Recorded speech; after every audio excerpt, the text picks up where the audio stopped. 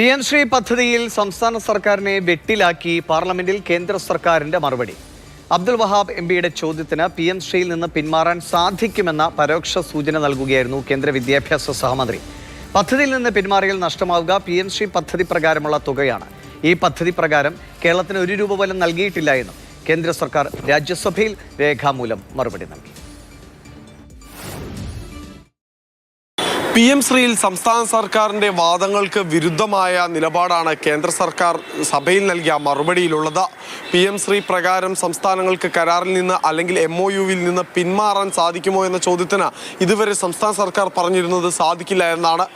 അങ്ങനെ ചെയ്താൽ മറ്റു പദ്ധതികൾക്ക് കൂടി ലഭിക്കേണ്ടുന്ന ആനുകൂല്യം ഇല്ലാതാകുമെന്ന ആശങ്കയായിരുന്നു സംസ്ഥാന സർക്കാരിനുണ്ടായിരുന്നത്. എന്നാൽ ഇത് അങ്ങനെയല്ല എന്നാണ് കേന്ദ്ര സർക്കാർ സഭയിൽ നൽകിയിരിക്കുന്ന മറുപടി. അതും അബ്ദുൽ വഹാബ് MPയുടെ ചോദ്യത്തിനുള്ള മറുപടിയിലാണ്.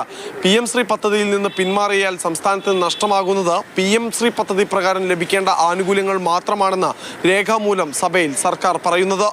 അബ്ദുൽ വഹാബ് MPയുടെ മറുപടി ലീഗിന്റെ ചെകിടത്തേറ്റ അടിയാണ് എന്നാണ് ജോൺ ബ്രിട്ടാസ് MP വിശേഷിപ്പിച്ചത്.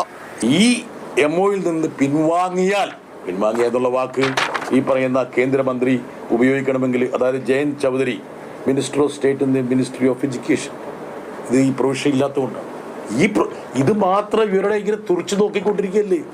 എങ്ങനെയാണ് ഇവർ ഇത്രത്തോളം കളവ് പറയുന്നത് കേരള സമൂഹത്തോട്? ഇതുപോലൊരു വഞ്ചന ഇവർ കാണിക്കാൻ കഴിയും. ഈ വിഷയത്തിൻ്റെ മുകളിൽ യഥാർത്ഥത്തിൽ കേരളത്തിൽ വർഗീയ ചേരിതിരിവ് കൂടി സൃഷ്ടിക്കാൻ ശ്രമിച്ചവരാണ്. ഇവരെ വിശ്വസിച്ച് എങ്ങനെ കേരള ജനതയ്ക്ക് മുമ്പോട്ട് പോകാൻ കഴിയും? ഈ ഒരൊറ്റ കാര്യത്തിൽ ഇത്രത്തോളം കളവ് പറയുന്നുണ്ടെങ്കിൽ മറ്റ് കാര്യങ്ങളിൽ ഇവർ എത്ര ടൺ കണക്കിന് കളവുകളായിരിക്കും പറയുക.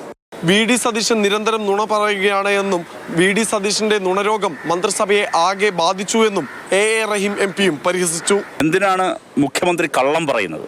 മുൻ സർക്കാർ പണം വാങ്ങി എന്നാണ് പറഞ്ഞത്. LDF സർക്കാർ പണം വാങ്ങി, 99 കോടിയിലധികം വാങ്ങി എന്നും കേരളത്തിൻ്റെ മുഖ്യമന്ത്രി പറയുകയാണ്.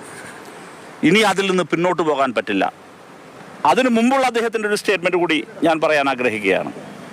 RSS അജണ്ട നടപ്പാക്കാനാണ് CPM ശ്രമിക്കുന്നത്.